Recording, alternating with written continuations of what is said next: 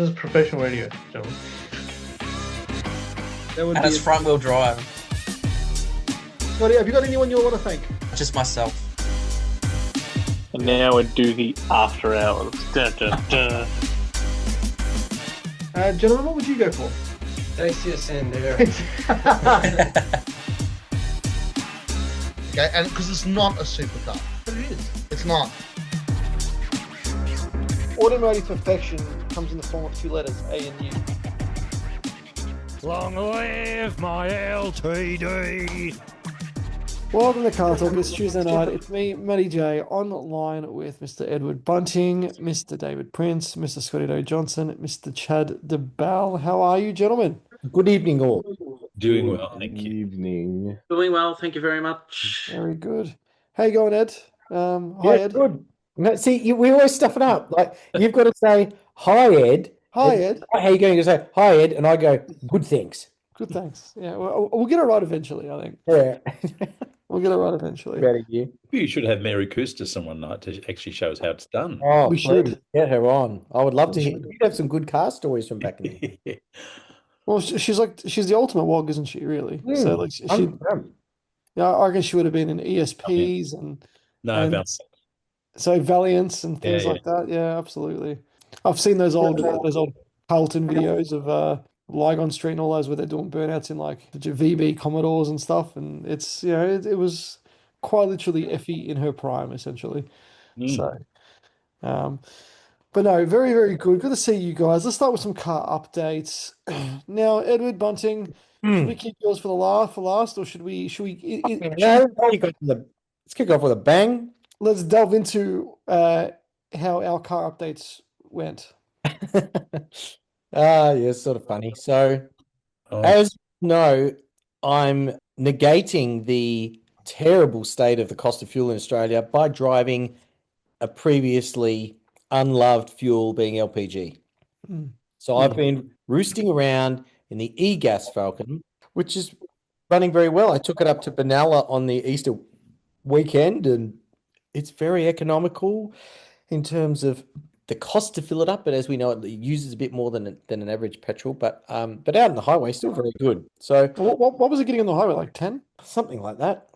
That's pretty good for gas. I was on track. Well, that tank I didn't use a whole tank for that trip, but I was on track for that tank to do about, I think, 550, 600-ish out of a tank, which for an e-gas is quite good.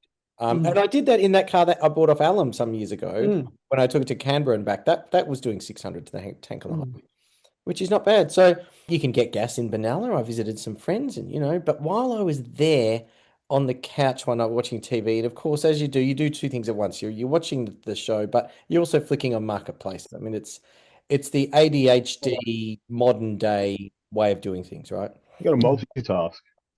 I came across a Falcon Ute, and I do have a hankering for a Ute in an Eco LPI, which is of course the updated direct injection gas motor. And it had just come on 2 hours earlier, and I was like, "Oh, that looks clean." in So I Benalla? messaged the guy and said, "What's that, David?" In Benalla? No, in Melbourne. Oh, I messaged him and said, "Hey, love to look at this tomorrow, like on my way on my return. Call me on this number." And it was 10 o'clock at night, and I thought, "Oh, well, I'll hear from him in the morning, maybe, or it's probably already sold." He rings me right then, and I said, "Oh, good day." So I had a chat. Owned it since new, always serviced. It's not what you'd call a low mileage example, but then hey, it's a Barra 6. We're not discriminating. So I just hope people in the dating world say the same thing about me. We're not discriminating based on his age, based on the number. miles on the clock. Miles, yeah. So I said, look, I'll be there at 12 on Saturday the next day. And I'm thinking this thing's going to go. Like someone will come up at 9 a.m. and grab this sort of thing. Anyway, true to his word, I sort of kept in communication. True to his word, I rocked up at 12 and had a look at the ute. He'd already had some guys come the night before at 11:30 at night. They came round, which I just said, oh, I wouldn't even entertain that. But they came around waving cash in his face and looked all over it and said it had an oil leak underneath and, tried to haggle him down on price. And so they made an offer, which was less than the asking price by quite a bit. And he told me that. I said, "Oh, what did they offer?" And he told me, and I was like, "Okay." So we kept looking around it, and and I thought, "No, I'm pretty happy with this thing." So I made him an offer that was closer to the asking price, and he said, "Yeah, done." Saves me dealing with all of these rats and mice online. Anyway, so I picked it up about an hour and a half later, and I'm driving it home. And of course, who do I call? I got to call Matty J. He's the Falcon guy, right?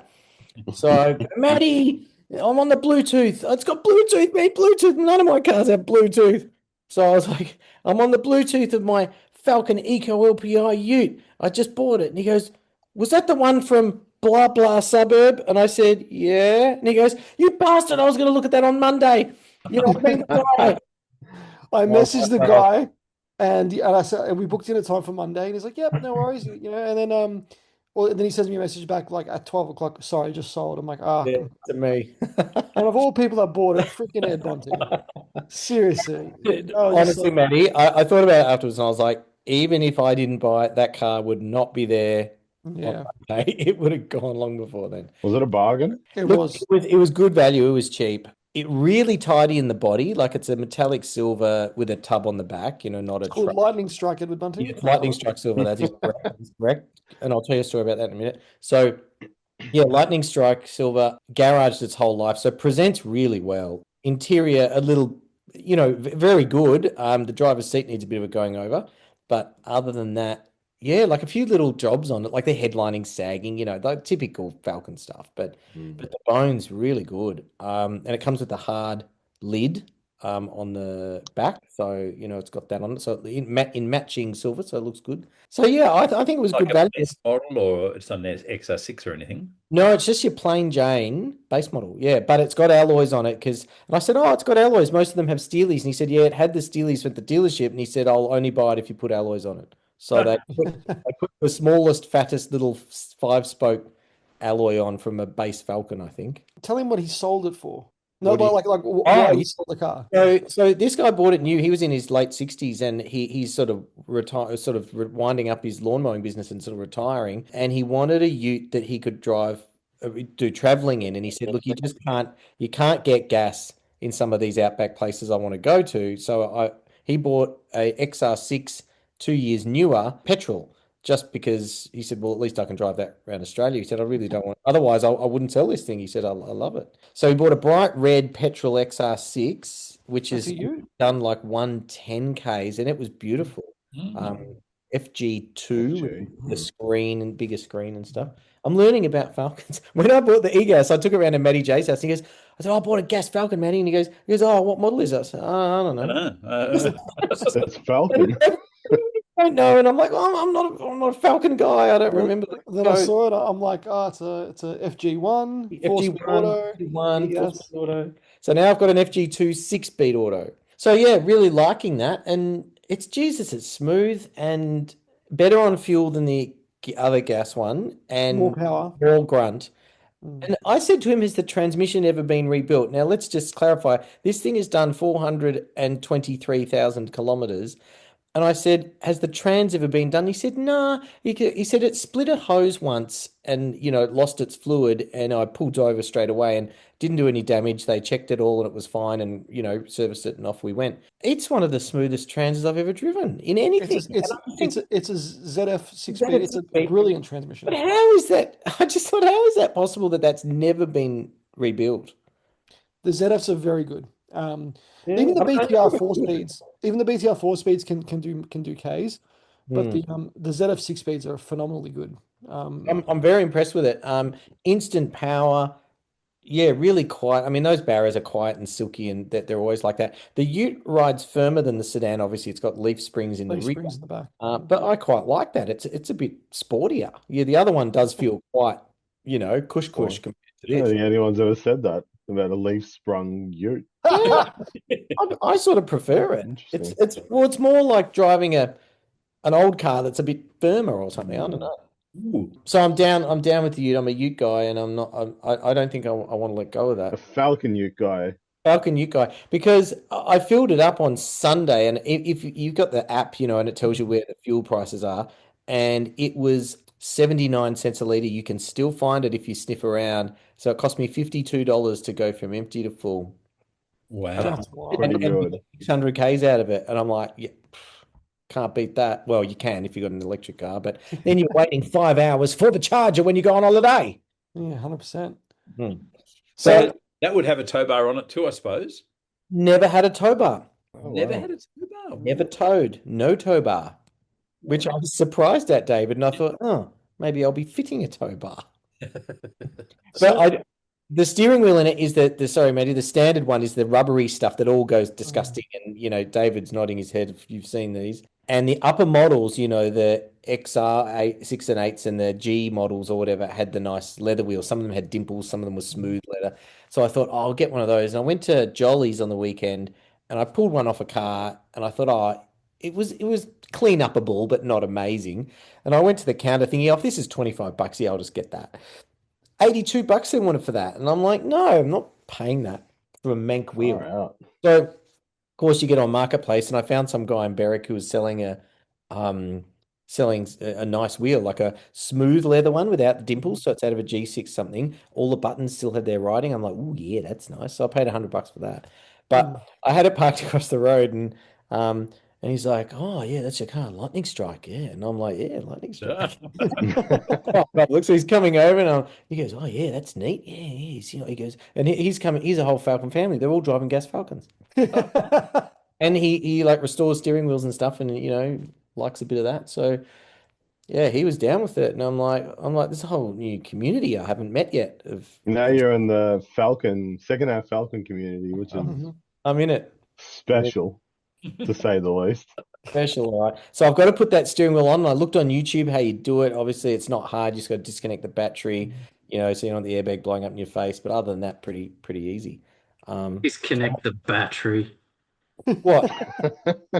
What, you wouldn't disconnect it, Scott? No, What, are you not scared? mine. What? Scotty likes to live dangerously. Don't disconnect anything. I wouldn't You be just doing pull the that. plug. No. Oh, okay. I'm not doing Yeah. that. Informed. You'll have to reset your clock and everything then. Okay.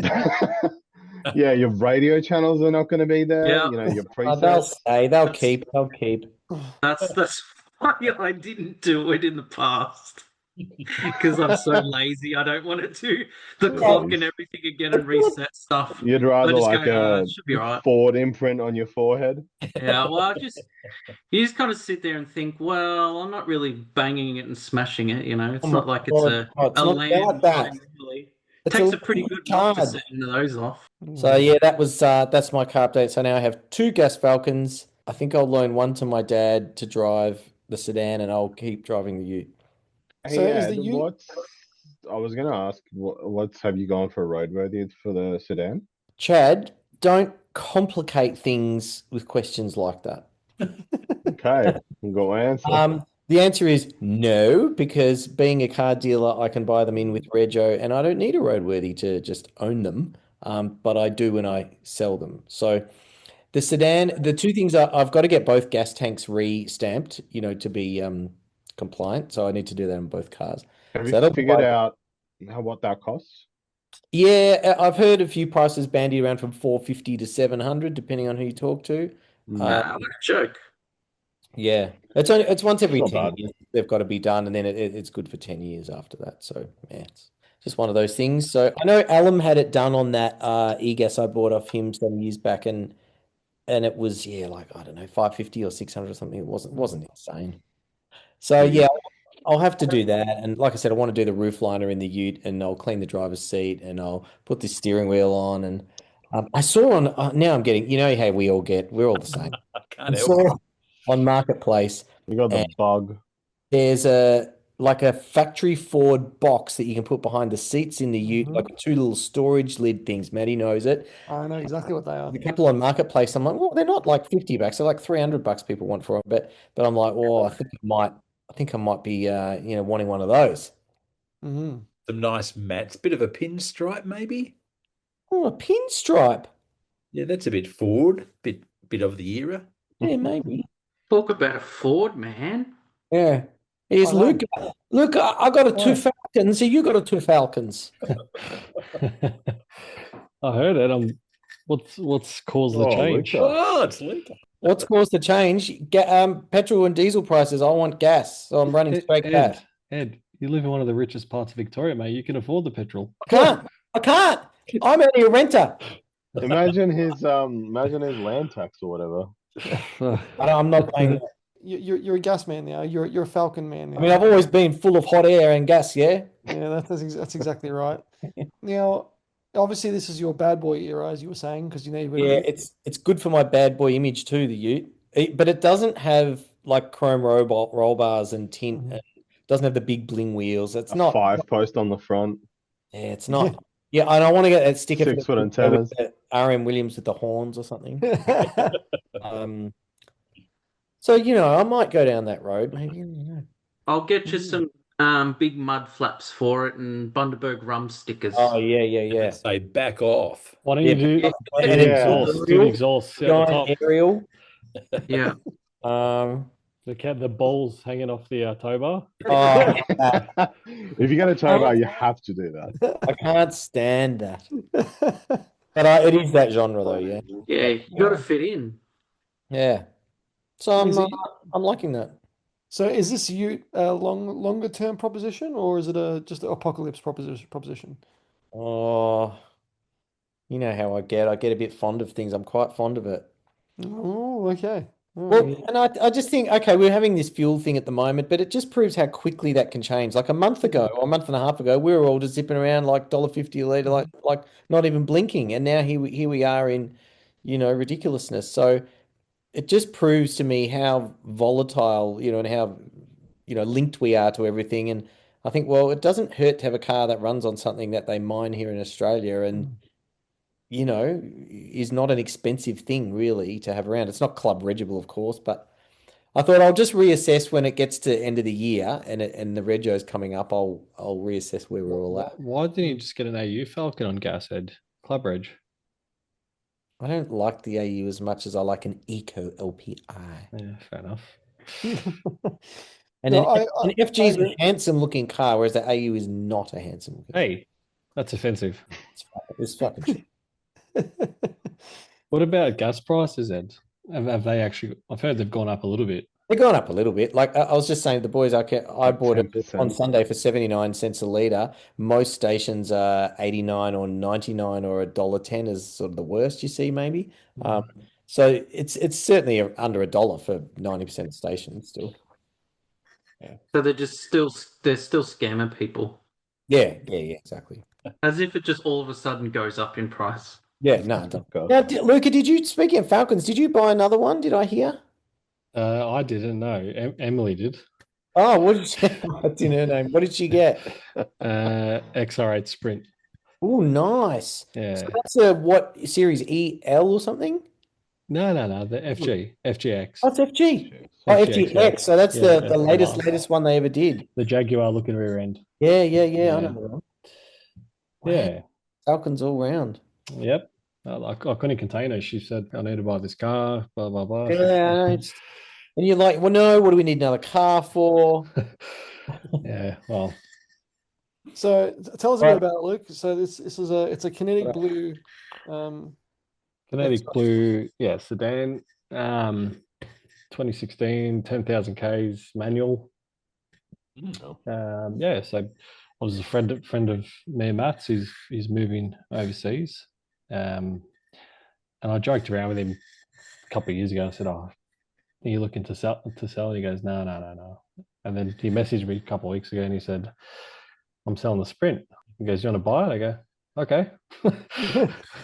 So look, I wasn't planning on buying a car, but couldn't pass the opportunity up. You weren't looking; it just found you. Well, yeah, I actually wasn't. I was content. But that's obviously been in cotton wool, Luke, at 10,000 Ks. That's insane. Yeah, well, it's a 10-year-old car. Do you want to have 420,000 of mine? I'll give you some. No. Look, I'm just, driving it a little bit at the moment, just because it's obviously new and whatnot. But eventually, the novelty will wear off, and I'll kind of keep it parked up to reserve that car. So you've got that. Last time we had you on, you didn't have your RS3 either. So so you've got an R. So tell us a bit about that. Well, yeah, that one. After I sold the C63, I was like on the hunt for an RS3, and then look, obviously the second-hand market, they still go for a bloody Mozza. That's for the 8V model. And then Audi obviously came out and said no more 5 cylinders. This is going to be it.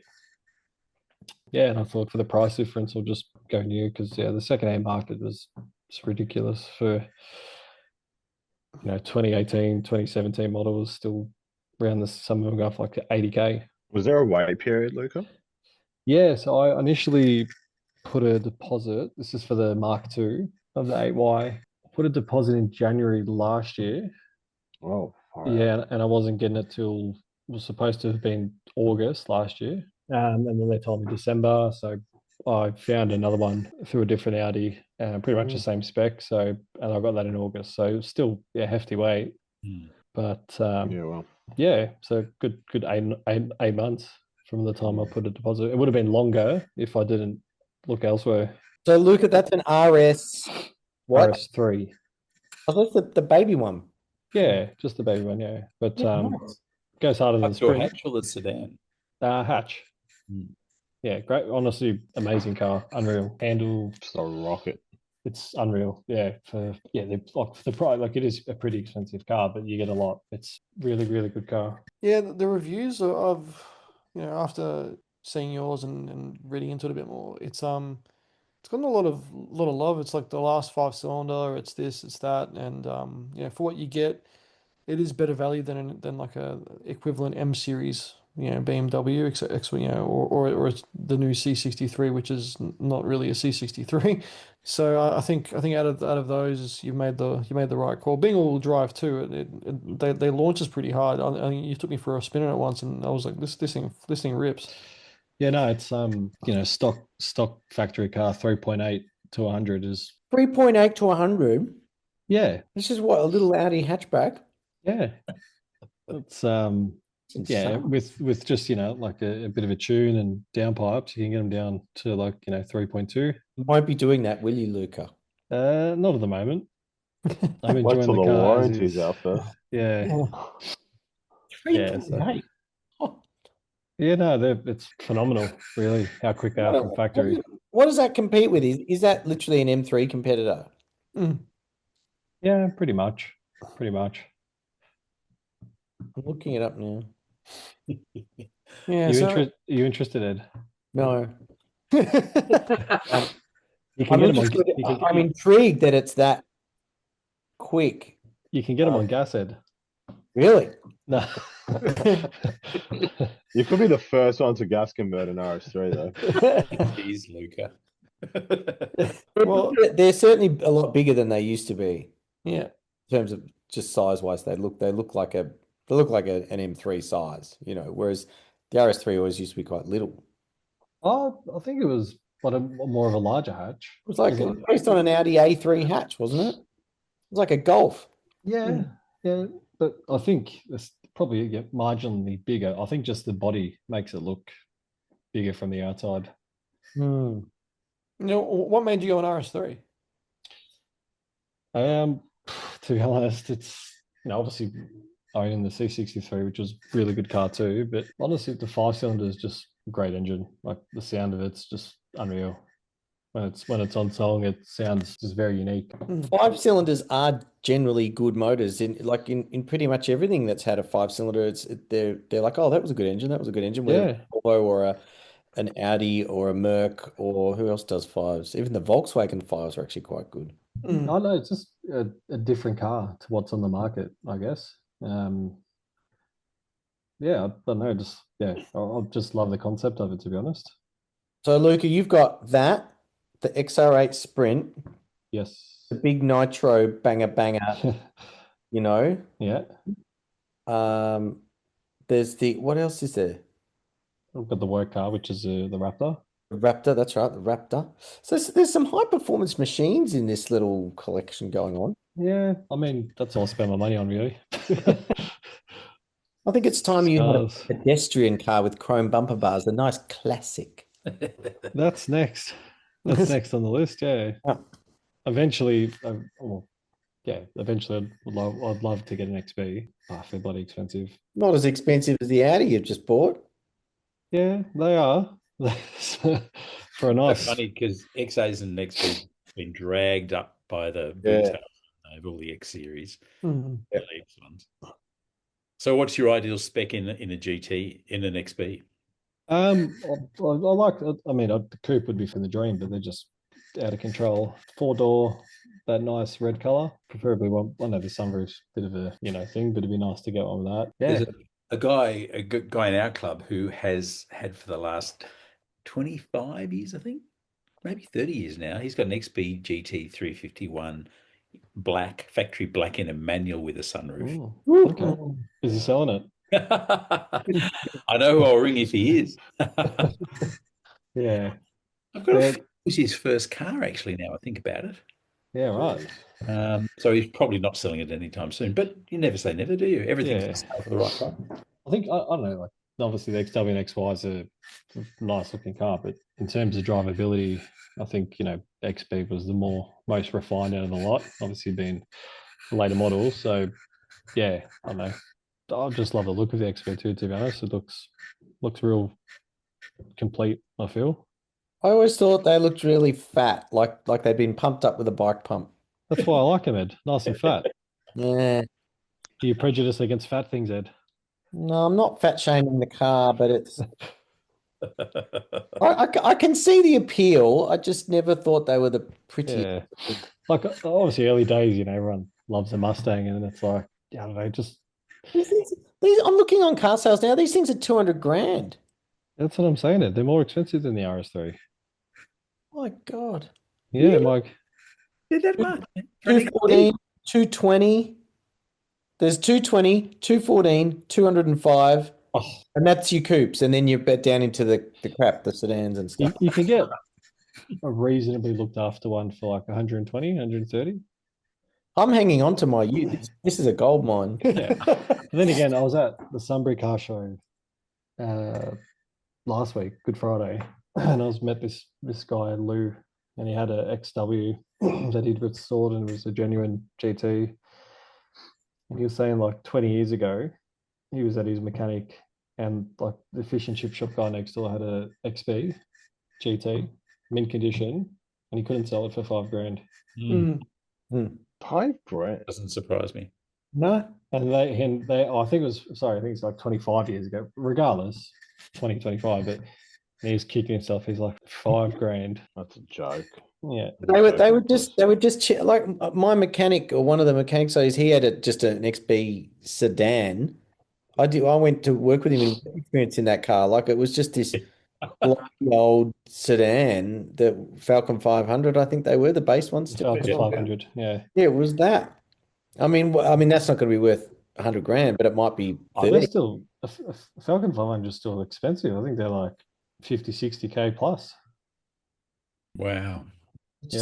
I just don't see the value. The value, yeah. It's hard to fathom the value. That's the problem. Not when you've known them when they were so cheap. That's where it gets hard. That's where it gets hard. Like, is it fair to say, though, you wouldn't see the value in a Mustang or a Monaro? Sorry, not a Mustang, a Monaro or a Prem of the same vintage in a Holden? For myself? No, sorry, Ed saying. I mean, obviously a Monaro is a bit more special, I suppose. But you could still get a bog Povo Pack Monaro like that. That was you could. In fact, one sold not that long ago. It was a base Povo 3 on the tree Monaro, and because it was so rare, it got some stupid amount of money. Yeah, there's just none left. Like they've all been converted and changed into the hot one. Has anyone seen this guy on car sales sell? I think it's a VT Commodore. Oh, the gold one? Yeah. Oh, yes. Joke. I have seen that. How much is it? It's like I can't remember, but it was a lot. And it had some certificate with it that something it was famous for some reason. Signed by someone. It was owned by Brock. It was like it was like his personal car or something. Did he want like $1 million for it or something? He did want $1 million for $1 million, yeah. Oh, find it. Imagine go to Shannon's and say, "Yeah, I want to insure my Commodore." It's a VT. It's missing a gas cap. Yeah. Missing a gas cap. No, you make a good point there. Like my friend of mine who actually listens to the show, Jason, how you doing? Had an XB. Hang on, here it is. Just one sec. $1.5 million. Shit's gone up. Oh, it's an appreciating classic. That's why. Guy's out of his mind. What that is the wife told him to sell the car, and he's like, "It's Yeah. not selling." That's what that car is. Yeah, there it is. Those are It's up for a reasonable price. It's just not selling. $1 Yeah, So- imagine people who put like you're looking for like a rare Ferrari or a Lamborghini on car sales, and they put in like the category. Yeah. And they're scrolling and they see this Commodore. When you just usually search that $1 million plus category. Yeah. It's not Yeah. somewhere I would normally play. Sorry, Matt, you were saying. Yeah, no, he was telling me he had as an XB GT, or it was a GT of some description, like XB or XC. I can't remember what it was, but he's like, he just sat, he gave it away. Like, he just gave it away. He's like, oh, it's worth nothing. Yeah. This is in the 90s. He's like, oh, just take the car. He's like, I'm hemorrhaging now because like he had that. I think he had an XESP and a few other interesting things. And he's like, there was just nothing cars. Like there was just traffic. But it's interesting to see how much they're worth. Like I still think if you're looking at that, like or a coupe, I think Chargers are still good value. I think they're Well, they like Charger coupes. I mean, Chargers were coupes, weren't they? They weren't the sedans, I think, but they got into the hundreds, like 140, 150 for the rare ones. Yeah, like E49. Yeah, But they didn't go beyond that, maybe. Some super rare ones, like really rare specs, I think went a bit higher, but you can still get into like a 265, for like under 60 grand or just over. So, but they were always the poor cousin to Holden and Ford, weren't they? They always were, yeah. Do you guys think, say, in like 20 years, that these cars that are worth this much right now are going to hold that value? No. Very question. Given the way the world's going.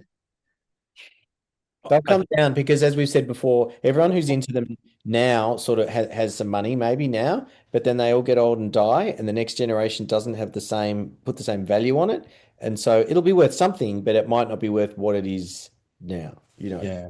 It's like the people putting all $1 million or 750,000 for the XWs and the XYs and that sort of thing. Mm-hmm.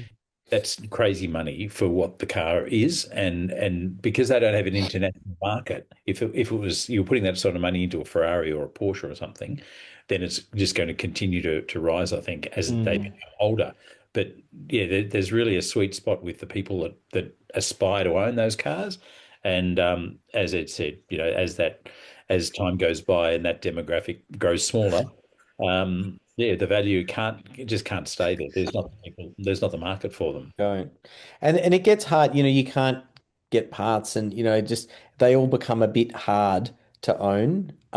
It's like us now. We could all sit here now, and we're all of a similar age, in inverted commas, on this podcast. But I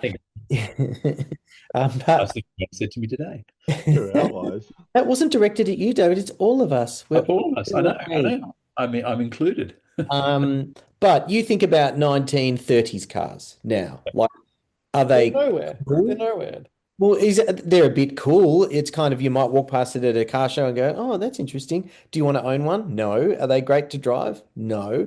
So hence the people who know those and appreciate those, like we appreciate some of these other things, they're almost all gone, and so it really puts a full stop on what it's going to be worth. It's not that they'll ever be worth nothing, but a 1930s something Hupmobile, I don't sit here and I have no relation to it. I don't get excited about it. That's the thing. Like, I'm worried now. I bought this XR8 Sprint.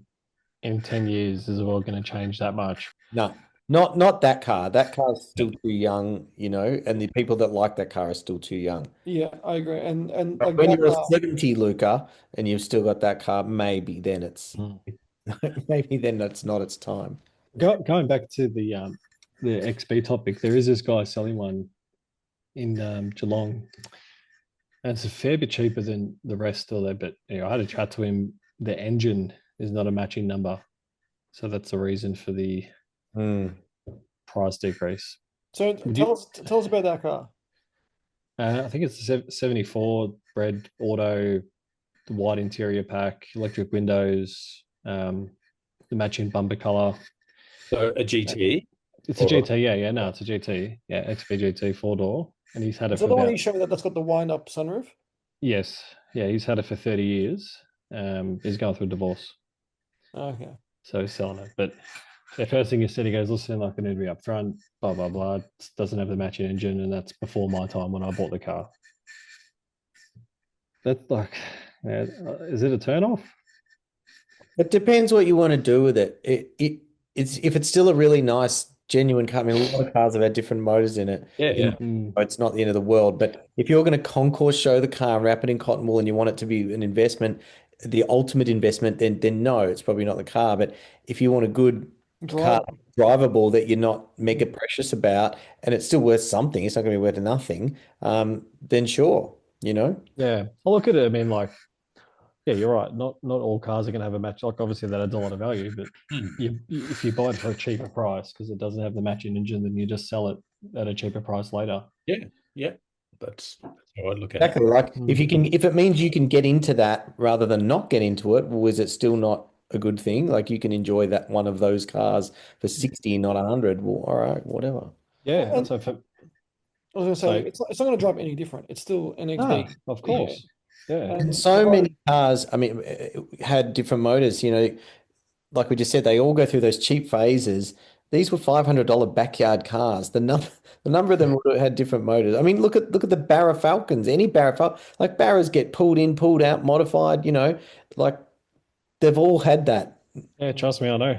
I know you've got one of them. You know, so it's like it's sort of like they all go through this cheap ass phase of being worth nothing, and no one cares about original engine. You know, why would I rebuild that for $5,000 when I can put a wrecker motor in for $800? You know, it's that sort of, and people don't usually have the space or the inclination to keep the original motor sitting by the car. You know, some might later on, but not when these are $500 cars. It doesn't happen. Fair point, Edward. So what are they after for this car? I'll tell you what, actually, I took a screenshot of the price drops because I was speaking to a friend, you know, Christian, Matt. Yeah. He knew the exact car I was talking about. It started at 150 and now he's down to 100. Okay. And is it a coupe? No, 4-door. Okay. Right. Yeah, so here we go. Yeah, April 25, 150. And it's gone through 6 price drops and now it's had up for sale for a year. And now it's at 100. I've been 45. Yeah, I mean, the fact it's not a matching numbers car is why it's that sort of, because obviously you're going to have people who are like, has to be matching, everything has to be kosher. I'm going to buy it. That's right. Yeah, it'll sell at a price, but yeah, you don't want to overpay for it. Yeah, like you've got there's some 120, 130, 140 with matching numbers. Yeah, I don't know. It'd be good to get into one for, like, say, you know, if he keeps dropping and if it gets like around 80 mark. But 80's a long way from 150. Well, a little number on an engine block. Wow. Well, that's what I'm saying. No one's buying it. So then you start to think of something else fishy with it. Well, you'd have to go through all your due diligence and just see. Yeah. So your mate Luke, who's really into that era Ford, like he knows his stuff. I would take him with him if you went to look at it, because he'd know what to check number wise, you know, everything, and provided it all matches up. Can see. Not really. You can't see. Yeah. It should have I'm sure that it should have like a heritage certificate that you can get from Ford on the build. Yeah, it does. He's sending the photo of that. So yeah, interesting. So that's your update. That's your update. It's my update. Been a busy year in the car market. That's your update. We'll come back to you in a second. David, updates with you. Oh, nothing as glamorous as that. Actually, highlight of the weekend, I had a mate come over yesterday who's a salesman at Porsche, Benny Musu. Ed knows Benny. He came over looking at a couple of things that I thought he might be interested in having a look at. But we walked out to the garage and I said, "Oh, do you want to take the LN for a drive?" I said, "Have you ever driven a Fiat 500?" He said, "I had one for my first car." I said, "Right, well, you need to drive this." So we got the LN out, and we've got another convert to K cars. First K car he's ever driven. Really? Absolutely loved it. I mean, that car is on song at the moment. It's running so well, better than it's ever run. And he could not wipe the smile off his face, and followed it up with a phone call today to say, where can I get one of those? He said, like that car. It was hilarious hearing him. And he's genuine. He's a very effervescent guy, and yeah, he was a very happy boy. So it's lovely. He's obviously driven small cars before, like the 500. Yeah. He's driven a Fiat 500 before, and he said it's twice as fast as a Fiat 5. He said, I can't believe this is 360 cc's. He said, this does not move. Yeah. Even when I sort of started off and took him for a drive first, and he said, this does not feel like a two-cylinder 360 cc car as a passenger. And of course, they rev like crazy with that motorcycle technology. So that was a real highlight. So it was nice seeing someone who didn't know anything about it. He's got a number of very tasty Alphas, a couple of nice Benzes, and those sorts of things in his garage. But both his sons have now drive Japanese cars, which is a bit of an aberration for him. It's funny because he knows so much about cars, Benny. He has an encyclopedic knowledge, hasn't he? Absolutely not one of the most knowledgeable people I know. Yet there are genres that are just not him. That's completely. So, he was. It's funny hearing him talk about like one of his sons has got a Lexus IS, sedan, which we all like on this podcast, great car. And he was like, Ed, it's so smooth, this Lexus, and it was always like he was discovering these things like he's discovered your car, David. Yeah. It's so joyous watching someone discover things, and you're like, yeah, we know this is good. That's why we like them, And it doesn't leak any oil, Ed. It's like an Alpha, and I'm like, yeah, it's Japanese. We didn't actually say that, but it's great to see him discovering them so late. These things have been out for decades. Yeah. Very cool. I mean, that's a real car guy that's willing to explore and willing to appreciate, and come at it with an open mind, because a lot of people, I don't never like those things, Have you ever driven one? No, I haven't driven one. Don't want to drive one, Not that. I'll drive anything. What else have I done? Oh, I've been driving the N1 a lot recently. I mean, because it uses, I think I worked out it's about 4.8 litres per 100 Ks around town, that car, when you drive it like a sports car. So that's, it's nice to enjoy your driving rather than watching every litre you use. But that's just great. I mean, it's sixth gear. It's just under 3,000 revs on the freeway, and I can get down to most of those places down south very, very easily. In that, it's a great car for whatever you want to do. K cars. I don't know why they're not more popular. Yeah, I think that's about it. Nice. Scotty O, I know you're getting married this week, but anything you've been doing on the cars? Yeah, what are the wedding cars? That's the important. What are the wedding cars? No wedding cars. No wedding cars. Nope. No, nothing. You're fancy. a car guy. Yeah, it's just because the accommodation that's so close is just kind The of fuel. It's a fuel issue, isn't it, Scott? the driveway is very, very steep. Want the e-gas? I'll loan you the e-gas. It's white. Oh, that'd be beautiful. Where are you getting married, Scott? Up Lyrebird Falls in the Dandenong Ranges. Oh, beautiful, man. Nothing all the best. Nothing says forever like being wedded in an e-gas Falcon. That's Gonna keep running forever. exactly. It's the gift that keeps on giving. Like our love. Oh, Imagine if that was in your vows. I love you, Ashley, like the longevity of a Barra motor. Can you please put that in? If you put that in, Ed. You are the strengthened rods to my end. That's good. That's good. So other things on your mind other than doing. Yeah, I mean, the only thing I did was I went around. I was meant to help Dad with doing the front, that they're landscaping and stuff, and they weren't home at the moment. So while I was waiting for them, I pulled the 31 out and gave the guards a bit of a massage Mhm. and smashed them out. So it should be all good. I didn't have to do the front. The fronts were okay. They didn't really rub on the bumps or anything. It was the rears that would kind of catch and start to dig in and cut into the sides of the tire. So that lip there, I've kind of just given a bit of a helping hit, Mhm. and didn't do anything to the paint on the outside, so that's all good. Yeah. I did get as I told you when I was trying the whole soldering business, and it had a heat gun that came with it too. Mhm. So the funny thing is with that heat gun, it starts heating up. There's smoke and stuff coming from it, most likely toxic. I'm doing it all outside, so it's okay. And then just start to notice, because obviously you got this metal tube that's heating up, and then the rest of it's all plastic. And you notice that I hit the metal tube on the ground and start wiggling it, because the plastic all around it that's holding it is all melting and falling apart. So you're like, oh my God. Stupid thing. So yeah, turned that off and didn't bother using it, and just kind of hit the sides out, and it was all good. Didn't crack any paint or That's anything. You wouldn't even know I've done anything to it. Yeah, perfect. That's what you want. Yep. And that's it. That's all I've done. Chad, what this for you? Not a lot. I picked up the Tarago from my dad's because I'm going to use it for Luka soon, and some What other are you doing stuff. with So him? need something moved. Bodies.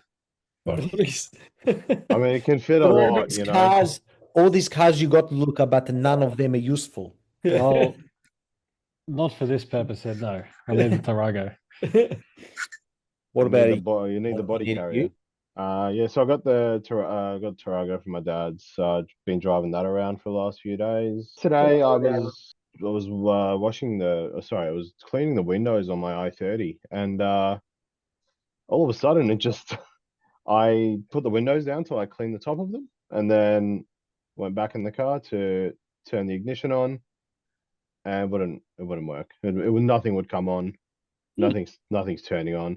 Keeps flashing up this message saying check steering wheel lock. I was like, what the hell is going on? Anyway, I start Googling it because I locked it, walked away for a bit, thought, maybe just let it calm down or something.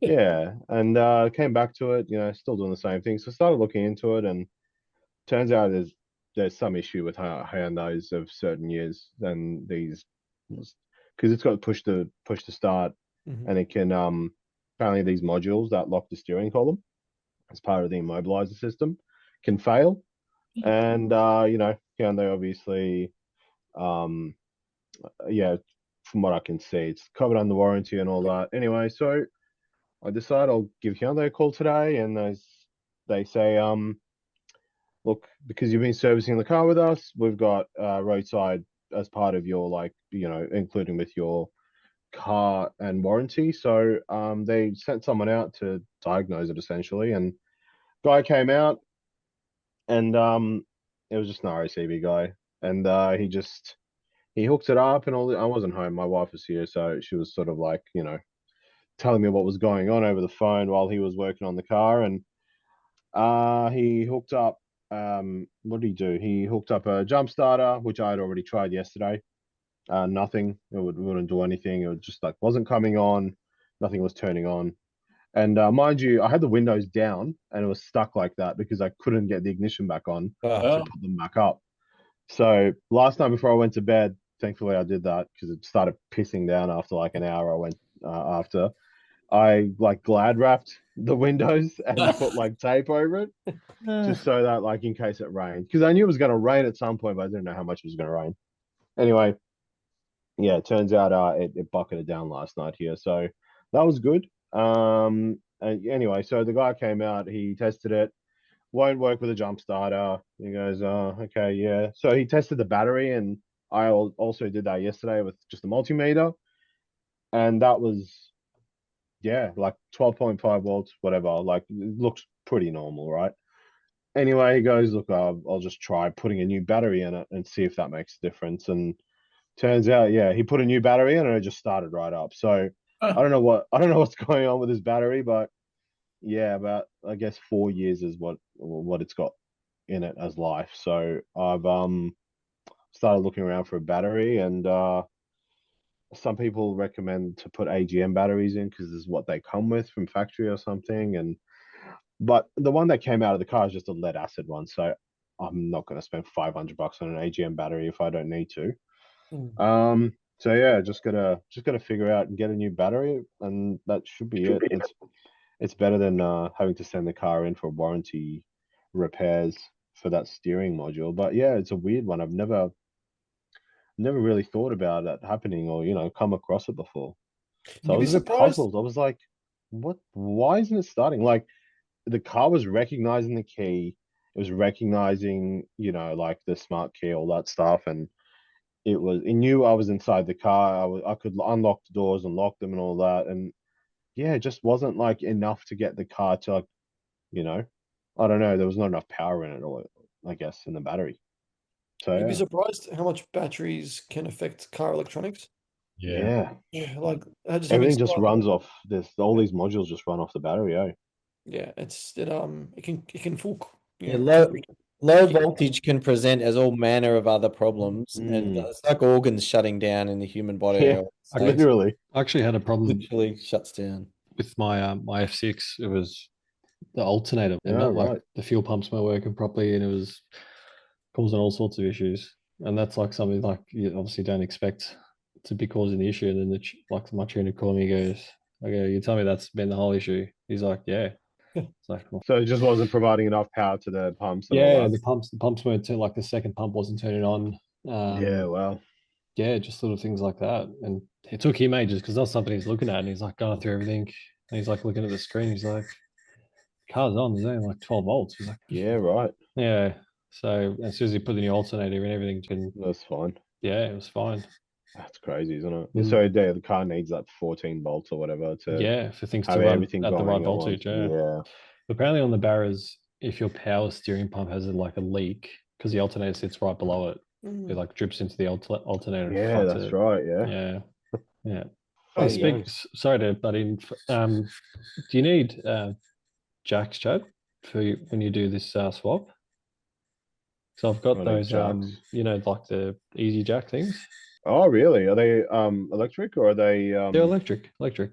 really? Yeah, I You can borrow 'em. probably would come in pretty handy, I guess. Yeah, they're good. Yeah, It yeah. actually goes up about knee height, maybe a bit more. It's pretty good. Yeah, it's good. Yeah, yeah, I'm sure, man. I'll take you on that. Yeah, Yeah. absolutely. Yeah. Yeah, that'll come in handy. Yeah, Just, sweet. yeah, when we're just trying to undo stuff underneath and then pull the stuff out from the top. Yeah, cool. Yeah, sick. What else? So I'm just i30 battery and that's about it. Yeah, hasn't been doing much else otherwise. Updates with me. I haven't really done much. Standard, my wheels all back, primed them. They're ready to get a bit of paint. I'm still choosing a color. I was looking at I was actually looking at Lightning Strike Silver to paint my laser wheels. Really? Believe it or not. But Matchy I was match. Is that the same as the original sort of color? That yeah, they're kind of a silvery color. Oh, you're repainting the OGs? No, yeah, on my laser, yeah. So, Yeah. but I was like, oh, could I go maybe like a more darker gunmetal gray, get a bit more of a stealthy look? I don't know, I haven't decided yet. That paint that Super Cheap do, the aerosols, Yeah, does they have do they call it alloy silver or? they do have an alloy silver, which I've got one can of. Yeah. But yeah, I don't know. It's good Look, paint. Do you want to get yours powder coated, Matt? could always get them powder coated. That is also a because like I've sanded them all back. I filled all the holes and everything, and sanded it all back again, and primed it, and sanded it back again. So it's pretty much ready to go for paint. I just haven't decided yet what I want to do. So Because we have our work, we've got a box of a really nice pink left over. black with pink wheels. That's a look. Well, Yeah, like that's- ground painting pink Well, stuff that you paint the ground with. So yeah, look, I'm undecided. I'll have a think. I can get the cans quite cheap, like just like even some like some one of the generic ones. So I might get a couple of variations and just spray one wheel and spray the other and see which one I like best. And then say, all right, well that's the color, and then I'll get the rest of the cans that color. So that'll be my little project before I go off to New Zealand next week, or Saturday morning actually, which will be good. So I'll have something to do over this week. What else have I done car wise? I haven't really done much. No, that's pretty much my my car updates. Now, I want to get back to what you were mentioning earlier, Luca, before we get to the quiz, of obviously looking at a car like a classic, whether it's usable or whether it's you want to cotton ball it and stuff like that. And for me, if it's a car, I want to use it. Like I want to drive it. I want to enjoy it. Value wise, like that car is never going to be like a numbers matching car because it just won't be. But do you think that for the same experience, it's worth just getting a car that's 50, 60 grand cheaper because of that and still enjoying it and knowing what it is? Yeah, I do, because if I buy one, it'll be every Sunday, kids, wife for breakfast, hop in that, go for a nice little drive. I think for the price difference, and if you actually want, it's a different story if you're trying to buy one and preserve it for value and not drive it. Then you want to find the matching numbers, clean and rust free, and all the rest of it. But for me personally, fuck, if I could say 50, 60 grand and enjoy the car, I'll do it, to be honest. How can potentially you enjoy it more? Yeah. Because you're not absolutely fixated on parking it anywhere, where you're going to park it, who's around, checking it out otherwise, those sorts of things. I mean, if you've got that money in your pocket, that buys a lot of smashed avocado, doesn't it? Well, yeah, that's right. Like even, the Sprint, it's a nice car to have, don't get me wrong. But yeah, even like going back to what you said, Dave, like you stress so much, like it's in perfect condition, drive it, have to leave it somewhere. You're always stressing about it. Like even we drove it down, I put the kids in the back and snacks in there. I was like, fuck. But you can't tell your kids, don't eat or even the back. That's what you need, that you can wipe down with a chamois. Yeah. No, like it was harmless, but just obviously it can be clean. It's not a big deal, but being a clean freak, and and even Matt, when we parked on the grass because there was like nowhere to park, I was like, this is shit. My Tarago never had food in it. 3 kids never allowed to eat in it. Yeah, I'll try and avoid the tantrum, man. My uncle stipulated no food in it or drink in the car. But like I said, like I'll drive it, and I've been driving it. Take it out for the night, kids go to bed, take it out for a quick spin, or go to the shops or whatever. But it's like obviously that novelty will wear off, and I'll be bringing it out less frequently. But yeah, but going back to what you said, Dave, it's you stress out sometimes driving it, like stone chips and this and that, because it's such a clean car. Yep. There is a joy to driving cars that are not perfect and that you don't worry about. And there's some of the. I remember I had it first when I bought a Corolla Seeker, and I used to drive it to work, and it was faded and it was a Corolla Seeker. Like it's I really liked it, but I'd take it to Brunswick Street and park and go to dinner, and someone's done a scrape. Like it was really very freeing. Yeah. Very freeing. It's funny, getting back to the numbers matching thing, Rob, who comes in this part, I was hoping he was on tonight because I wanted to talk about this, but his big Merc coupe, was it a 108 or is it a it's a 111. 111. Like it's a lovely car. But that doesn't have an original engine in it. But apparently all the original motors all kind of rust themselves out anyway, which is a common thing on that era Mercedes. But and it was still worth big money. And he's like, well, he drives it all the time. And for that reason, he's like, because I'm not worried about, yes, it's a very clean and nice example. It's a beautiful car, but I guess he gets more enjoyment out of driving that because it doesn't have the original motor, because you can just you can give it to it and have a bit of fun with it and enjoy it than than something else, which is maybe that's a car talk top tip: buy an imperfect car. The other thing that a lot of us like to do is buy a car that's, I don't want to say bad, they're not bad, but buy a car that's down at heel in some areas, and it's better. The longer you own it, the better it gets. Yeah. I love that about, owning something. Like when they leave me, they're normally far better than when they came to me. Yeah. This has been really bad for me coming on here tonight, because now it's got me thinking. Oh, look, what are you going to do different? No, just the matching numbers thing was playing on my mind, but I'm like, I have been thinking to myself, what's the big deal? Like, if I'm not buying it to sell it for and preserve it and keep it, a 200k, 300k car, then just enjoy it. Horses for courses, exactly right. Yeah, like when I mean, you were there when I bought my MR2, Ed. It was teetering of like going to bad or going to good. Yeah, that's right. And it went the right way. Yeah, and you drove it recently, and it drives great. It's fun. It's so yes, it's got over 300,000 Ks, but you can just hop in it and be like, yep, I'm going to enjoy it.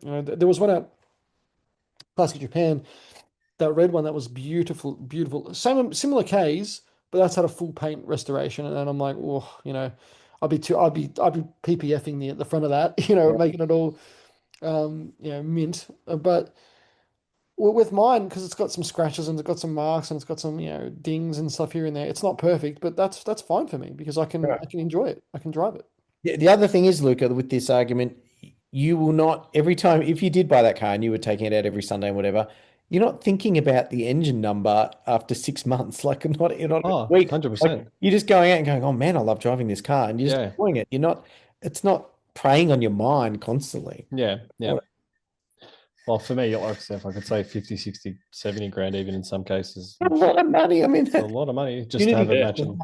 Is it replaced with the larger engine? No, like engine.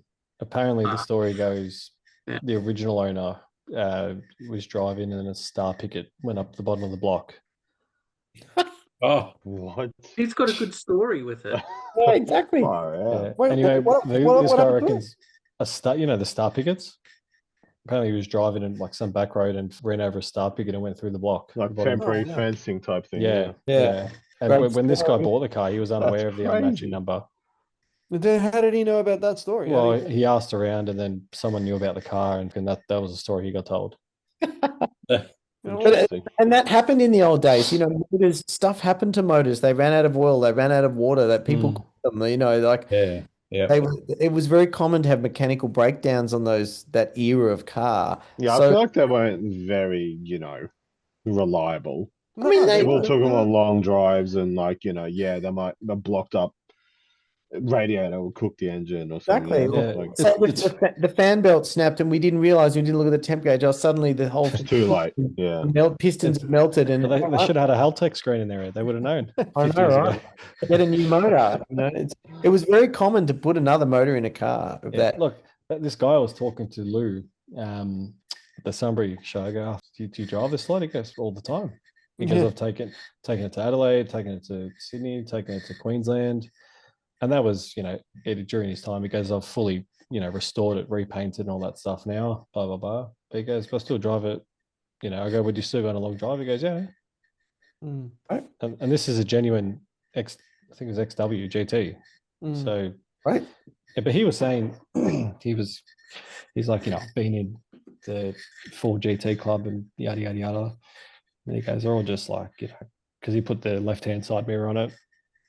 And, all the people come up to him and going, oh, this isn't right. You shouldn't have this mirror. And you replace your windscreen and the front lights on the front aren't correct. And he's like, mate, I'm just trying to enjoy the car. Like, so he was one. He was a really nice fella. And he was just like, he bought the car. It was in pieces. Mm-hmm. And he fixed it all up himself, put it back together, got it sprayed and all that stuff. So he's enjoyed the car for the 25 years he had or whatever it was. So yeah, but he was just saying, some people are just been like, nah, a different windscreen. It's not genuine. Different windscreen. Yeah. This is legit. Consumable item. This is how. It's not a genuine Ford one. Yeah. But he's saying this is how down the line people are about these genuine GTs. It's like if your wife had to have a hip replacement, so she's got a metal hip now. It's not the original hip. Not the original, yeah. No good. The original. What, do you get a divorce? Is that it? Not matching numbers. But he was saying, he goes, I left the club because I just couldn't deal with the dickheads. Yeah. And he goes, he joined the Macedon Rangers club. Yeah. He goes, everyone's awesome there. Everyone just appreciates nice cars. Yeah. Yeah, there's a lot to be said about that. Like, I remember speaking to our uncle Luke, Uncle Jay, and his mate had a XY ex-cop car or something, and he used to race his best mate who had a genuine GTH 053. This is back in the 70s, Remember this story like it was yesterday. He was telling me, and he's told me a few times, and he's like he still speaks to the guy.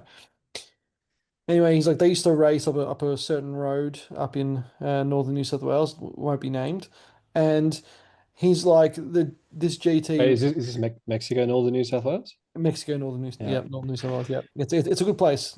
You should go there. And he's like they used to come down this dip and over the top, and he's like by the time I would get to the top of the bridge, top of the dip, he was gone. Anyway, so the motor just packed up in that GT. So Ford replaced it. They put another one. He's like it never went as good, but that's because like they used to just put these they used to have these Bathurst engines. They just used to whack them in cars, and they used to run them in on the way to Bathurst. Anyway, it blew up because they're not made for longevity engines like that. They put in a standard 351. And he's like, it never went as good, but he's like, that's a cool story, like that's and he sold the car, and who knows where it is these days. It's probably one of the 50,000 genuine GTs that are left now. But like, stories like that, like with the Pickett destroying the block or whatever, it's a story, and people, I think people that appreciate cars appreciate a story, and I think that for me would be make the car half more enjoyable to be able to tell. And I think what Luke was saying before, about that's not right for that particular car, and all that playing for sheep stations.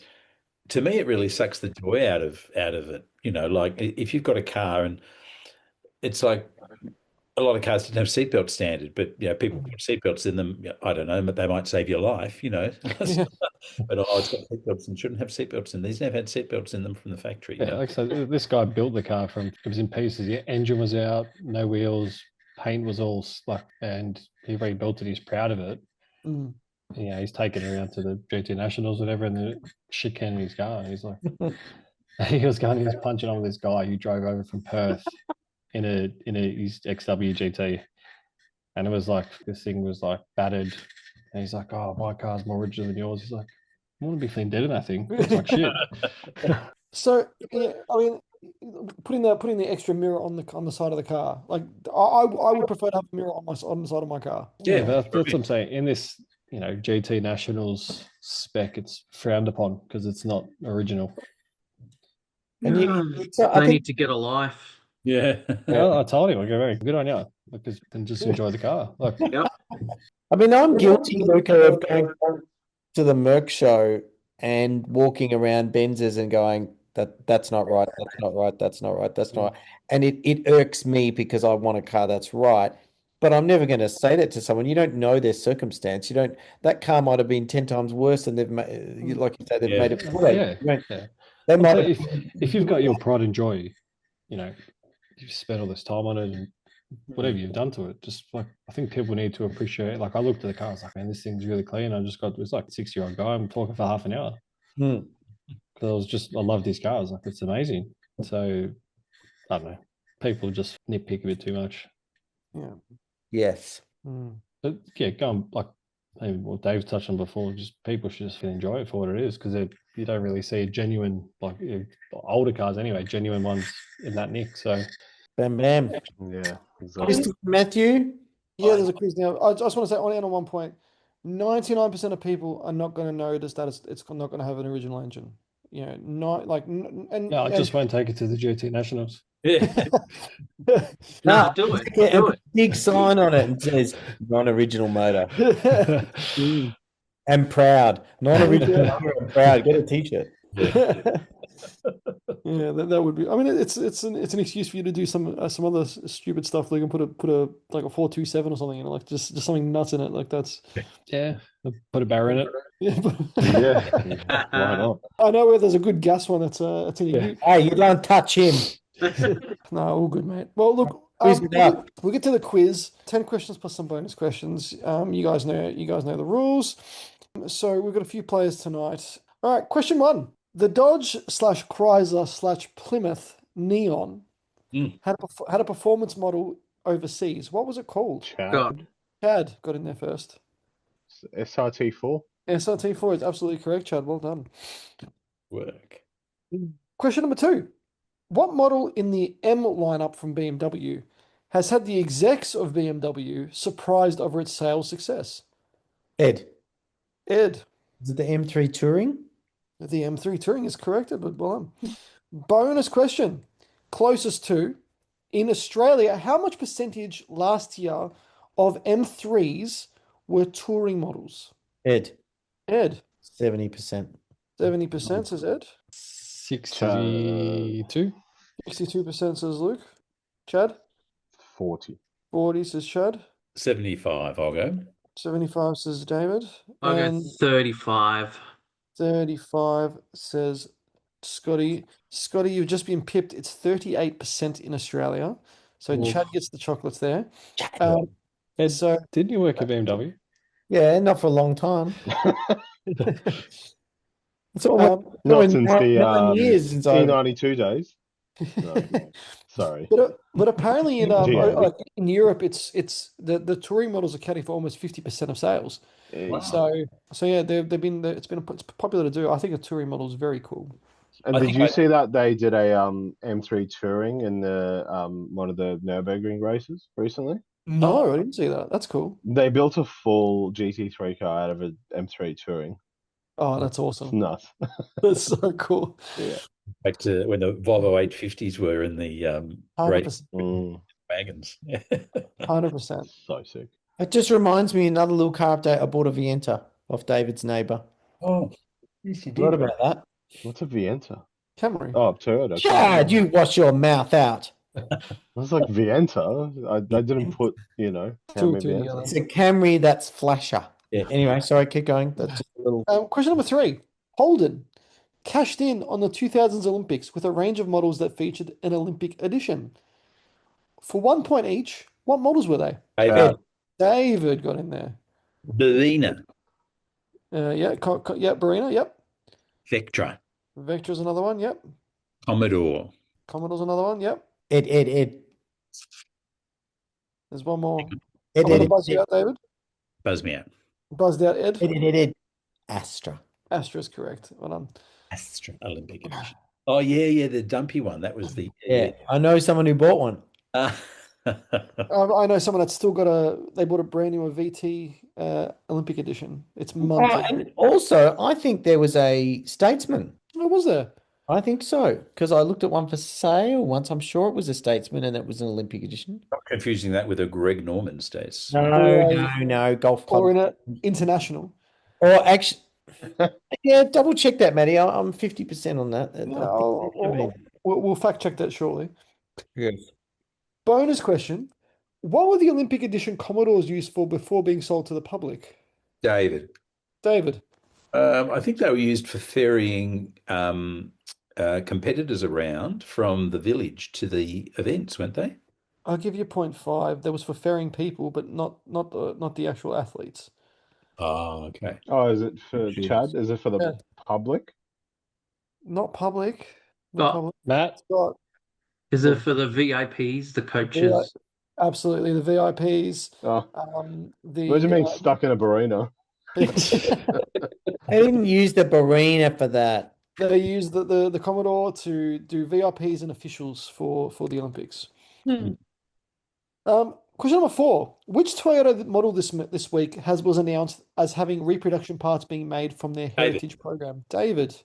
That'd be the AE86. That was already announced a while ago, so that's not the one that was announced this week, David Prince. That's incorrect. Okay. Luka? Ed. Luka was in there. The Land Cruiser? Not Land Cruiser. That is on the program, though. They do 60, 80, and I think 70. It has to be Tarago. Not Tarago. I wish it was, but it's not. Camry. Not Camry. Chad, is it MR2? Not MR. I'm waiting for it to be MR2. Hopefully next. It's not. What parts do they make? What do they make? Scott. Is it Supra? It is Supra. It's the A80 or Mark IV Supra. So they're reproducing hard bits that were broken. So according to them, it's the stuff from the interior panels which are all cracked and stuff. They've made them with a different plastic, but the same Send look. them. I make money out of fixing those. They can bloody not start supplying. Ridiculous. David, you're gone. Your business is gone. They got a picture of David Prince in their studio. Like, this guy, we can't give him any more money. We got He's going like this. They've got a whole department to replace you. Yeah. No, I thought it was A86 because I did see a post just this week that said that they oh no, that's a bit different. Rather than parts, it's actually there's a company now that will build you an A86 and it's $100,000. My God. But that's a play Is with that one of the Chinese chassis? the The Alibaba Alibaba 8015? ones, yeah. Oh, they're quite funny. Question number 5. Carbon Revolution is a company in Victoria known for making carbon fiber wheels for companies like Ford, which were found on the Mustang GT350s. What has happened to them this week? Chad. Chad. I think either they filed for bankruptcy or they went into administration. Yeah, I'll pay the administration one, Chad. Well done. They went into administration. Question number 6. This week, on what Chinese brand is entering the already crowded Australian market? Way, W-E-Y, Way, is the premium arm of which already established brand in Australia? BYD. Incorrect, not BYD, Luke. Gak. No, not Jack. Is it Cherry? How do you spell it? W-E-Y, as in Way. Chad. Geely. Geely is incorrect. David, I know the brand called Lost My. lost my way. David, is it Cherry? Not Cherry. Scotty, last one on the board. Great Wall. It is Grey Wall. Grey Wall Motors. It's their luxury arm. Well done, Scotty. The only last one I could think of. I was going to say Cherry, but David got in there first. Way. Question number 7. What was the first car company to build 10 million cars in a single year? Ooh. Chad. In all time, you mean? Yeah, so like, what was the first company to officially build 10 million cars in one calendar year? Scott. Luca, what did you say? Toyota. Toyota is correct, Luca. Well done. Toyota is absolutely correct. Bonus question. What year did they do that in? Ooh, close to 2? Closest to. I'll give closest to. Yeah, I'll do it. 2012. 2012, says Luca. I'll say 2002. 2002, says Scotty. 2006. 2006, says Chad. 1997. 1997, says Ed. And David Prince. 2015. 2015. The answer is 2013.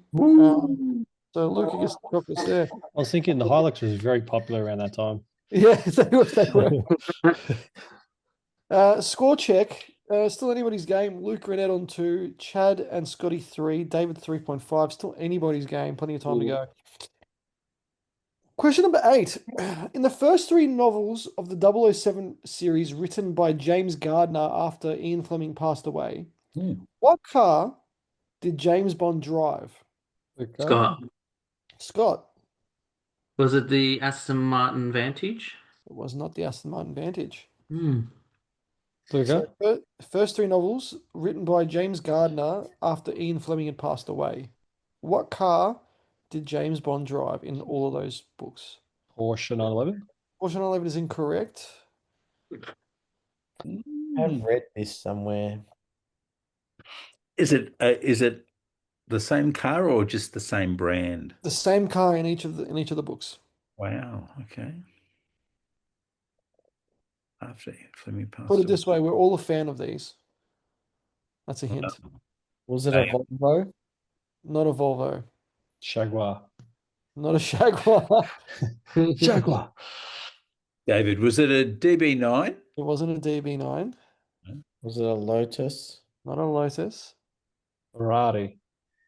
What was that, Luke? Ferrari. Ferrari, not a Ferrari. It'd be very un-British to him driving an Italian Yeah, car. true. You say we all like these. We all like this. We've talked about them recently. We all like this car. And it wasn't an e-gas Falcon. So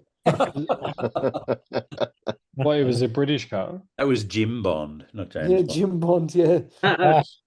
Jim Bond, yeah, I know him. Yeah. No Was idea. it? Rolls Royce? Wasn't a Rolls. That's I think everyone's had a go, haven't John English. I think Yeah, Chad, have you had a go, Chad? Yeah, I Is it- don't know. I mean, it's Can I just Bentley. take time, Is but it a not Bentley? point? I was going to say that. What did you say, Chad? Bentley? Nah. Oh, It no. was No a idea. Saab 900 Turbo. they? Oh, What? Oh, There you go. Ed, how So- do you not get that? oh, I was picturing like older, Yeah, James. so remember Ian Fleming died in the when did he I don't know when he died. 70s, 80s, maybe, I think. So the guy that wrote him after him, the It car was a Saab 900 Turbo. No. Question 9. What car am I? Sold in Australia between 91 and 97, the blank blank was a sporty coupe imported to Australia. It featured 3 engines available in Australia, a 2-litre, a 4-cylinder, a 2-litre 4-cylinder turbo, and a 2.5-litre V6. Ed. Ed, Oh, is it the Holden Astra? not the Astra. David. David, Holden Calibra. Calibri is correct. Well done, David Prince. No, I believe they had 4-cylinder turbo Calibras. Mm. Turbo ones. Yeah, you can get a 4-cylinder turbo full-wheel drive Calibri too, but very rare. Very, and the V6 ones are even more rare, I believe. Yeah, they're quite a rare thing. The last one is a brochure question. Cutting back on your family's fuel bill doesn't have to mean downsizing your car. In fact, it's as inexpensive to fill up a blank with blank as it is to run many popular small cars on petrol. Blank is around 60% cheaper per litre than unleaded. And the blank is David. Chad. Is it Negas Falcon? It is an e-gas Falcon. About to say it. Yeah. That's man. So it says the only Australian built car with dedicated factory gas fuel system. So there's no ugly tank in the boot or equally ugly shortfall in driving performance. LPG is readily available at service stations around the country, and the cost of choosing dedicated LPG Falcon is now fully reimbursed by the government grant at your Ford dealer. So Ed, can Ed still claim the government grant? Yeah, can I still get one? Maybe, If only. maybe it was the only dedicated gas, but it wasn't the first dedicated gas car. in No, Australia. no, that's true. it wasn't. That was a Nissan Sunny or something, wasn't it? 200B. 200B. Really? 200B. Where are they now, David? Is someone I know. one? Someone's probably got a paddock full of them and they're about to make a killing. Has someone got one and the tank's been updated every 10 years?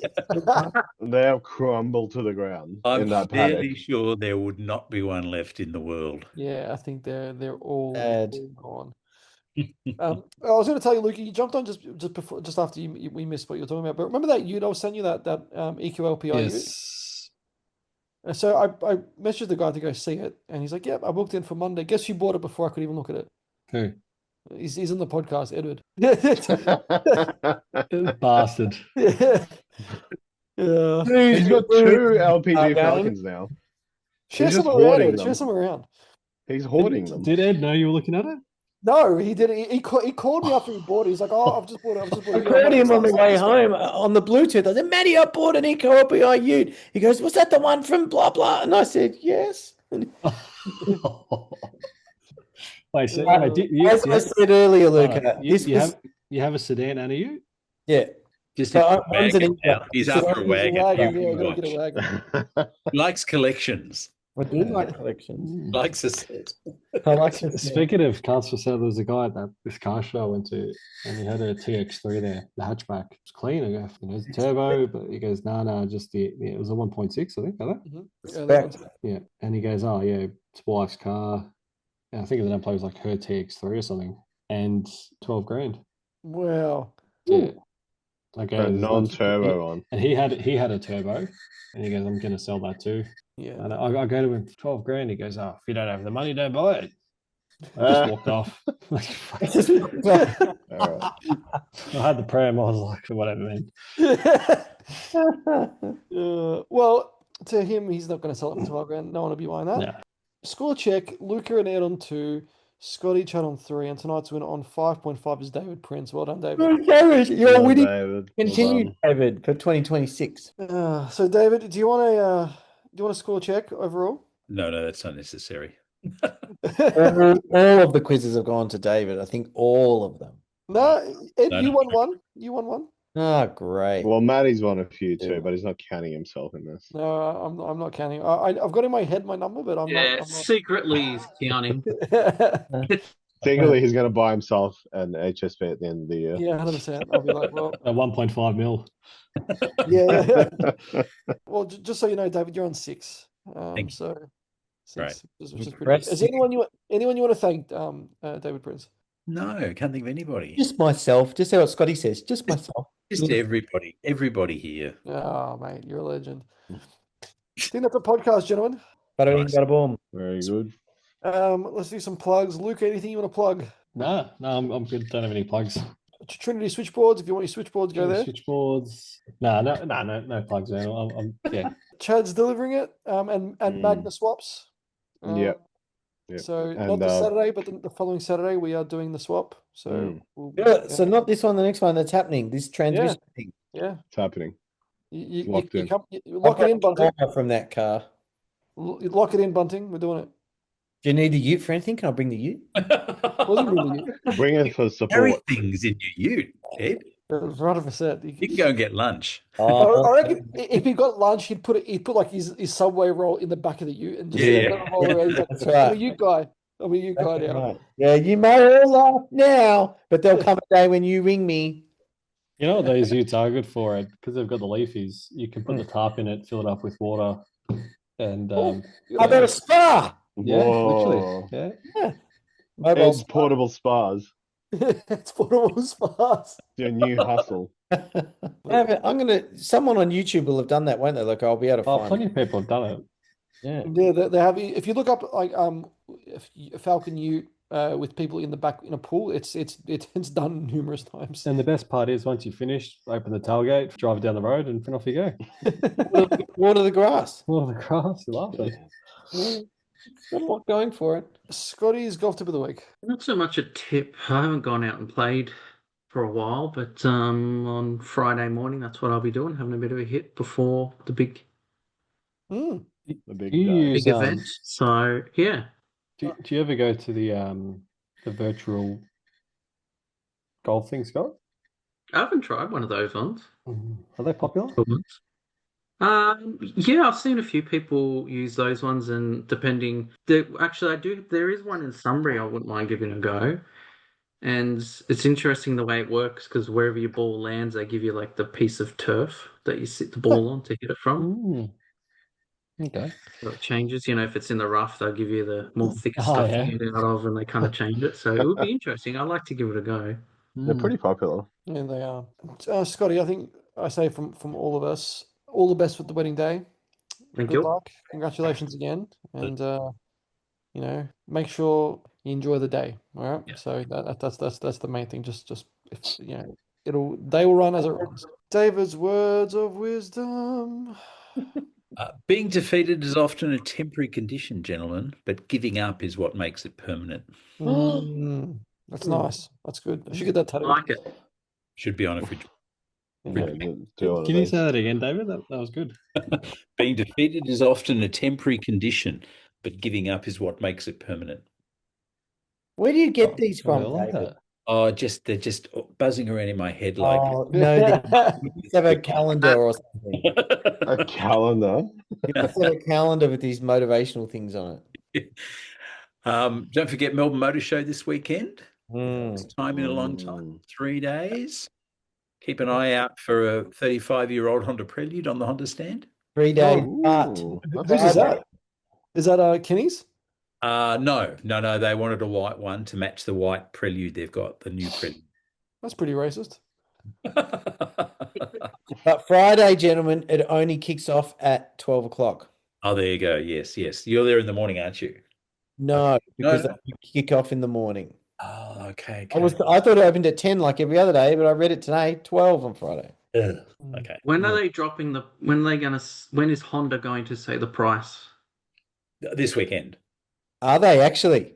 Yeah. The price for that and the Super One are going to be announced at the Melbourne Motor Show. My guess. On a Sunday. Should we have a little? Yeah. little My wager? guess. Prelude will be 78. because it will undercut the Type R. That's similar to that over in the other parts of the world. Super One, I want it to start with a 3, but I think it's going to start with a 4. I want to say 41.5. Ooh, okay. Yeah, Super One. I was thinking 42, 999. Mm-hmm. I reckon it'll be 39.8. They'll try hard to get it to start with a 3. I reckon. Open 30, yeah, 39.5, something like that. Is this just for the base model? Well, the Super One's the new electric car that's based on the K car. Mm-hmm. Oh, okay. Yeah. But the Prelude is the new single model coming out. I reckon that'll be 67.5. Okay. Do you reckon they'll announce it on Friday, or do we have to wait till Sunday or something? Oh, I think it'd be announced on Friday as part of the press. Okay. Yeah, good. Should be out over the weekend, I would think. All right. Nice. Well, on Friday we'll either be celebrating Honda or we'll be just shaking our heads at Honda. Speaking of Honda, has anyone been down Sharps Road as of late? Yeah, it's gone. Yeah, it's gone. Yeah, Yeah, it's Max gone. It's it's like demolished. fully demolished. Yeah, data center. Max Data gone. center's Oh, coming. they actually knocked it Is that down. what it is? It's gone. Yeah, it's done. It's Oh, finished. get Yeah. out! I thought Yeah. I didn't realize it was knocked down. Building a data center. Is it just another next? Oh, memories. It wasn't a particularly attractive building. No. I don't. It hasn't been Full of operational for a long asbestos. time now. Yeah, It was operating until like 2 or nearly 3 years. 2 years ago, I reckon. Yeah. Yeah. It was used as storage for some Honda, and then they moved Honda to somewhere south. Head office is in Mooney Ponds, and there's a parts distribution centre in Somerton, but also one in Tullamarine too. They run a big place in Tullamarine. Legit. Yeah, there is Honda. Yeah, they built a new one there recently. Yep. Yeah, it's off Link Road, I think, Link Drive, whatever that one is. Yeah, I think I actually did the switchboard for that Honda. There Honda you go. Tullamarine. Yeah, no, I did. Next to CSL, yeah. Yes, yeah, the big CCL and the Porsche. Yeah, Oh, is that what they are? Okay. That's their parts. Porsche distribution, yeah. So Honda sponsored by Trinity Switchboards, yeah, Luke? Well, yeah, we did. Looking back, we did that one. That's pretty sick. Ed's buy, swap, and sell. I got Ed's LPG inspections. Yeah, I should get qualified for that. I have the Mercedes C280 for sale, 9,450 for a 2009 C280 sedan, 96,000 K in an elegant iridium silver on black with sunroof. I have a Vienta that's going in for a roadworthy check soon. That's your 99 VXI, no leather, no roof, navy blue with grey cloth. 172,000 Ks, one owner car, courtesy of David Prince. And I have the Saab 900 getting roadworthy this week. That had its little repair, so that's going to be about $4,500 for the 92 Combi Coupe in an automatic in grey. There you go. None of the Falcons are for sale. Don't call me about those. I've got to get to his place next He's time. hoarding them. Falcons up the road in his garage around the. There's one there and there's one there. Yeah. Well, what's your honest opinion, Ed? I'm the only one on this block with Falcons. No one else has got them. Well, You're gonna get like what's your opinion so removed far? from your premises. What's that, Luca? What's your opinion so far on the Falcon? They're great. I love them. As I said to a few people, I wouldn't pay, when they were new, there were other things I would rather buy for that money. For example, if these were 35 grand or something, I wouldn't pay that for a Falcon new. But because for 35 grand, then I start going, well, look at all the Mercs I can get for 35 grand or, cool stuff that I liked more. But Falcons are cool. But when they're sub 10 grand, in a fuel crisis, then I'm on board. I think they're amazing. You know what was a bang for buck for all-time Falcon? The XR8, just a FGX supercharged 5-litre Brembos. They were like 50 grand or something. From 50. It was a lot of car for 50 grand. It was brand new. It was crazy cheap. Yeah, that was like, man, if you had 50, 60 grand and 5-litre supercharged V8. A lot of car. Yeah. It's a lot of car.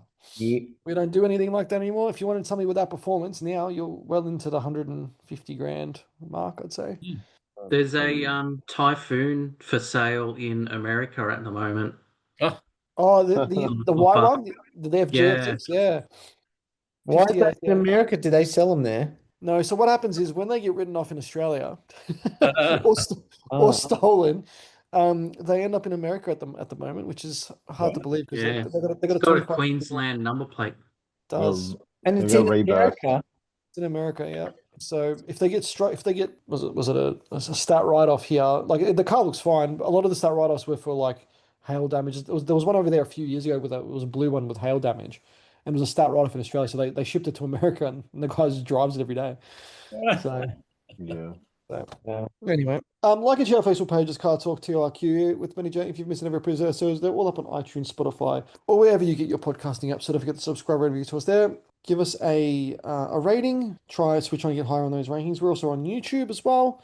So we're uploading all the episodes on YouTube as well from here on in, so you can listen to it there. Check out our merch. Go to our store on Print Locker. The link is in the show notes below. You can support the show there by buying some merch, or you can support the show by becoming a patron to our Patreon. Go to patreon.com/Car Talk Podcast. Gentlemen, honor as always, and I'll talk to you next time. Take it easy. Go on. Yeah. See you guys.